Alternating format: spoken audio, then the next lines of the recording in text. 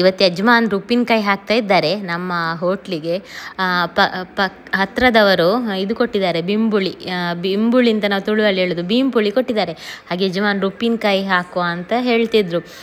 ಈ ಉಪ್ಪಿನಕಾಯಿಗೆ ಯಾವುದೇ ಉಪ್ಪಿನಕಾಯಿಗೆ ತೊಳಿಲಿಕ್ಕಿಲ್ಲ, ಆದರೆ ನಾನಿಲ್ಲಿ ಇದು ನಮಗೆ ಬೇಗ ಮುಗೀತದೆ, ಜಾಸ್ತಿ ಏನು ಸ್ಟೋರ್ ಮಾಡಲಿಕ್ಕಿಲ್ಲ, ಸ್ವಲ್ಪನಿರುವುದಲ್ಲ. ಹಾಗಾಗಿ ನಾನಿಲ್ಲಿ ತೊಳೆದು ಅವರಿಗೆ ಒರೆಸಿ ಕೊಡ್ತಾ ಇದ್ದೇನೆ. ಇಲ್ಲದಿದ್ದರೆ ಇದನ್ನುಂಟಲ್ಲ ತೊಳಿಲಿಕ್ಕಿಲ್ಲ, ಚೆನ್ನಾಗಿ ಒರೆಸಿದರೆ ಸಾಕಾಗ್ತದೆ ಸ್ಟೋರ್ ಮಾಡೋದಾದರೆ. ಈಗೆಲ್ಲ ನಾನು ಒರೆಸಿ ಕೊಟ್ಟದನ್ನು ಅವರೆಲ್ಲ ಕಟ್ ಮಾಡಿದ ನಂತರ ನಾನಿಲ್ಲಿ ಉಪ್ಪು ಹಾಕಿ ಒಮ್ಮೆ ಈ ರೀತಿ ಮಿಕ್ಸ್ ಮಾಡಬೇಕು. ಕೈ ಸೌಟೆಲ್ಲ ಹಾಕೋದಿಲ್ಲ, ಜಸ್ಟ್ ಈ ರೀತಿ ಮಿಕ್ಸ್ ಮಾಡಿ ನಂತರ ಪುನಃ ಸ್ವಲ್ಪ ಮೇಲಿಗೆ ಉಪ್ಪು ಹಾಕಿಡ್ತೇನೆ. ಇದನ್ನು ತಕ್ಷಣಕ್ಕೆ ಕೂಡ ಹಾಕ್ಬೋದು. ನೋಡಿ, ನಾನು ಉಪ್ಪಲ್ಲಿ ಹಾಕಿಟ್ಟಿದ್ದೆ. ಇದನ್ನು ಉಪ್ಪಲ್ಲಿ ಹಾಕಿಡಬೇಕು ಅಂತಿಲ್ಲ, ತಕ್ಷಣಕ್ಕೂ ಮಾಡ್ಬೋದು. ನೋಡಿ, ಉಪ್ಪೆಲ್ಲ ಎಳ್ಕೊಂಡಿದೆ, ಚೆನ್ನಾಗಿ ಬಣ್ಣ ಎಲ್ಲ ಚೇಂಜ್ ಆಗಿದೆ. ಹಾಗೆ ನೋಡಿ, ಉಪ್ಪಿನ ನೀರೆಲ್ಲ ಇಷ್ಟುಂಟು. ಈಗ ಇದಕ್ಕೆ ಮಸಾಲೆ ಮಾಡುವ. ಇಲ್ಲಿ ಸ್ವಲ್ಪನೇ ಕ್ವಾಂಟಿಟಿಯಲ್ಲಿ ಮಾಡುವಂಥದ್ದು, ಸ್ವಲ್ಪನೇ ಇರೋದು ಬೇಂಪುಳಿ. ಹಾಗಾಗಿ ನಾನಿಲ್ಲಿ ಒಂದು 15 ಉದ್ದ ಮೆಣಸು ತಗೊಂಡಿದ್ದೇನೆ.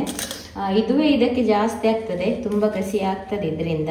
ಹಾಗೇನೆ ಒಂದು 10ರಷ್ಟು ಗಿಡ್ಡ ಮೆಣಸು ಹಾಕಿದ್ರೆ ಸ್ವಲ್ಪ ಖಾರ ಆಗೋದು, ಇಲ್ಲದ್ರೆ ಅಷ್ಟೊಂದು ಖಾರ ಇರೋದಿಲ್ಲ. ಉಪ್ಪಿನಕಾಯಿ ಸ್ವಲ್ಪ ಖಾರನೇ ಇರಬೇಕು.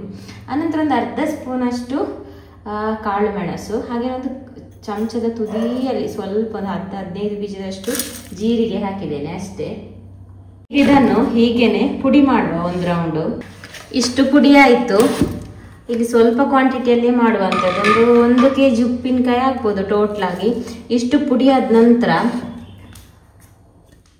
ಇಲ್ಲಿ ಉಪ್ಪಲ್ಲಿ ಹಾಕಿರ್ತೇವೆ ನೋಡಿ, ಅದರಲ್ಲಿ ಜಾಸ್ತಿ ನೀರಿದ್ರೆ ಅದರದೇ ನೀರಲ್ಲಿ ಸ್ವಲ್ಪ ಗ್ರೈಂಡ್ ಮಾಡುದು. ಇದು ತುಂಬಾ ಸ್ಟೋರ್ ಮಾಡುದಲ್ಲ ಆದ್ರೆ ಮಾತ್ರ, ಇಲ್ಲಾದ್ರೆ ಈ ರೀತಿ ಎಲ್ಲ ಮಾಡ್ಬೇಕು ಅಂತಿಲ್ಲ. ಸ್ಟೋರ್ ಮಾಡುವವರಿಗೆ ತೋರಿಸಿ ಕೊಡುವಂಥದ್ದು. ಉಪ್ಪು ನೀರು ಜಾಸ್ತಿ ಇದೆ, ಅದರದೇ ನೀರನ್ನು ಹಾಕುದು. ಅಂದ್ರೆ ಒಳ್ಳೆ ಕುದಿದು ಕಂಪ್ಲೀಟ್ ತಣ್ಣಗಾದಂತ ನೀರನ್ನು ಹಾಕಿ ಗ್ರೈಂಡ್ ಮಾಡಲಿಕ್ಕೆ. ಈಗ ಇದನ್ನೊಂದು ರೌಂಡ್ ಗ್ರೈಂಡ್ ಮಾಡುವ. ಈಗ ಇದು ಇಷ್ಟು ಗ್ರೈಂಡ್ ಆದ ನಂತರ ಇಲ್ಲಿ ಒಂದು 3/4 ಕಪ್ ಅಷ್ಟು ಸಾಸಿವೆ ತಗೊಂಡಿದ್ದೇನೆ. ಸಾಸಿವೆಯನ್ನು ಯಾವಾಗಲೂ ಮೆಣಸು ಸ್ವಲ್ಪ ಗ್ರೈಂಡ್ ಆದ ನಂತರನೇ ಹಾಕಬೇಕು. ಸಾಸಿವೆ ತುಂಬಾ ನೈಸ್ ಆಗಿ ಗ್ರೈಂಡ್ ಆಗಬಾರ್ದು, ಸ್ವಲ್ಪ ತರಿ ಇದ್ರೇನೆ ಉಪ್ಪಿನಕಾಯಿ ಒಳ್ಳೇದಾಗುದು. ಈಗ ಇದನ್ನು ಹಾಕಿ ಸ್ವಲ್ಪ ಇದನ್ನು ಗ್ರೈಂಡ್ ಮಾಡಿದ್ರೆ ಸಾಕು. ಹಾಗಂತ ಎರಡೆರಡೆ ತುಂಡಲ್ಲ, ಸ್ವಲ್ಪ ತರಿ ರವ ಇರಬೇಕು ಸಾಸಿವೆ. ಹೋಟ್ಲಿಗೆ ಉಪ್ಪಿನಕಾಯಿ ಯಾವಾಗಲೂ ಯಜಮಾನ್ರೆ ಹಾಕುದು. ಇವತ್ತು ನಾನು ಹಾಕ್ತೇನೆ ಅಂತ ಹೇಳಿದೆ, ಸ್ವಲ್ಪ ನೀರುದಲ್ಲ, ಸ್ವಲ್ಪ ಕ್ವಾಂಟಿಟಿ ಅಂತ. ಇನ್ನು ಮಾವಿನಕಾಯಿ ಸೀಸನ್ ಅಲ್ಲಿ ಮಾವಿನಕಾಯಿದು ಹಾಕುವಾಗ ತುಂಬಾ ಕ್ವಾಂಟಿಟಿಯಲ್ಲಿ ಶೇರ್ ಮಾಡುವ. ಈಗ ಗ್ರೈಂಡ್ ಮಾಡಿ ಆಯ್ತು ನೋಡಿ. ಇಷ್ಟು ಈ ರೀತಿ ಕಪ್ಪು ಸಾಸಿವೆ ಇದೆ ನೋಡಿ, ಈ ರೀತಿ ಕಾಣಬೇಕು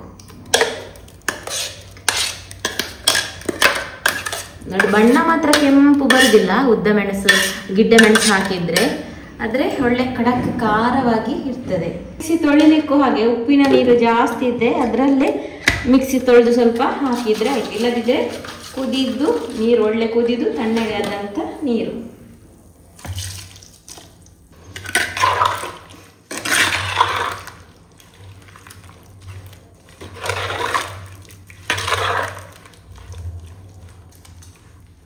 ಇದಕ್ಕೊಂದು ಒಳ್ಳೆ ಒಗ್ಗರಣೆ, ಸ್ವಲ್ಪ ಎಣ್ಣೆ ಜಾಸ್ತಿ ಹಾಕಿ, ನಾನಿಲ್ಲಿ ತೆಂಗಿನ ಎಣ್ಣೆ ಹಾಕ್ತಾ ಇದ್ದೇನೆ. ತೆಂಗಿನ ಎಣ್ಣೆಗೆ ಸ್ವಲ್ಪ ಸಾಸಿವೆ ಕೂಡ ಸ್ವಲ್ಪ ಜಾಸ್ತಿ, ಬೆಳ್ಳುಳ್ಳಿಯನ್ನು ಈ ರೀತಿ 1-2 ಎಸಳು ಬೆಳ್ಳುಳ್ಳಿಯನ್ನು ಕಟ್ ಮಾಡಿ ಹಾಕ್ತಾ ಇದ್ದೇನೆ. ಇದು ಆಪ್ಷನಲ್, ಹಾಕಿದ್ರು ಆಗ್ತದೆ, ಹಾಕದಿದ್ರು ಆಗ್ತದೆ. ಸಿಪ್ಪೆ ತೆಗೆದು ಇಡಿ ಕೂಡ ಹಾಕ್ಬೋದು, ಒಗ್ಗರಣೆಗಲ್ಲ, ಡೈರೆಕ್ಟ್ ಉಪ್ಪಿನಕಾಯಿಗೂ ಹಾಕ್ಬೋದು. ಸಾಸಿವೆ ಎಲ್ಲ ಸಿಡಿದ ನಂತರ ಹಾಗೇನೆ ಸ್ವಲ್ಪ ಇಂಗು ಗಟ್ಟಿ ಹಿಂಗಾದ್ರೆ ಗ್ರೈಂಡ್ ಮಾಡುವಾಗಲೇ ಹಾಕ್ಬೋದು, ಅದು ಕೂಡ ಒಳ್ಳೇದಾಗ್ತದೆ. ಇಂಗು ಹಾಕಿದ್ಮೇಲೆ ಜಾಸ್ತಿ ಕಾಯಬಾರ್ದು. ಗ್ಯಾಸ್ ಆಫ್ ಮಾಡಿ ಸ್ವಲ್ಪ ತಣ್ಣಗಾಗಕ್ಕೆ ಬಿಡ್ಬೇಕು ಒಗ್ಗರಣೆ. ಸ್ವಲ್ಪ ಅದರ ಟೆಂಪರೇಚರ್ ಡೌನ್ ಆಗಬೇಕು. ಈ ಕೆಲವೊಂದೆಲ್ಲ ಸ್ಟೋರ್ ಮಾಡೋದಾದ್ರೆ ಮಾತ್ರ, ಇಲ್ಲಾಂದ್ರೆ ಇಷ್ಟೆಲ್ಲ ಮಾಡ್ಬೇಕು ಅಂತಿಲ್ಲ. ನಮ್ಗೆ ಇದೊಂದು 2 ದಿನನೂ ಬರ್ಲಿಕ್ಕೆ ಕಷ್ಟ, ಸ್ವಲ್ಪನೇ ಇರೋದು. ಈ ಬೇಂಪುಳಿ ಉಪ್ಪಿನಕಾಯಿ ಇಲ್ಲದಿದ್ರು ಸ್ಟೋರ್ ಮಾಡ್ಲಿಕ್ಕೆ ಆಗುದಿಲ್ಲ ಜಾಸ್ತಿ ಟೈಮು. ನಮ್ಗೆ ಸ್ವಲ್ಪ ಈ ರೀತಿ ಗಸಿಯೇ ಬೇಕು, ಹಾಗಾಗಿ ಈ ರೀತಿ ಇಟ್ಟಿದ್ದೇನೆ. ಸ್ಟೋರ್ ಮಾಡೋದಾದ್ರೆ ಸ್ವಲ್ಪ ಗಟ್ಟಿಯಾಗಿಯೇ ಇಡಬೇಕು. ಇದನ್ನು ಡಬ್ಬಕ್ಕೆ ತುಂಬಿಸುವುದು, ಕಸ್ಟಮರಿಗೆ ಬಡಿಸುವುದು.